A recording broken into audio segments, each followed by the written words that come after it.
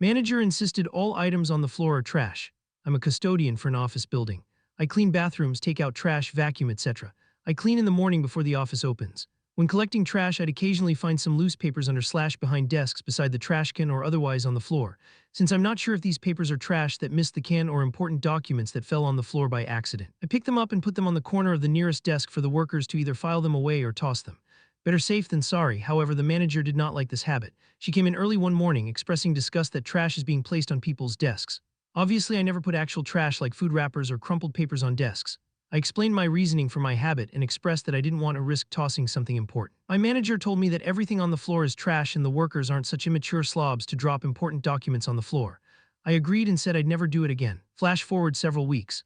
My manager came in early again and expressed concerns because a filing cabinet had tipped over the day, and despite picking up the papers, they were still missing a few important documents. She asked if I'd seen them. I reminded her that since everything on the floor is trash, the documents were probably thrown away. She was irate, saying, but this was an exception since a filing cabinet fell over.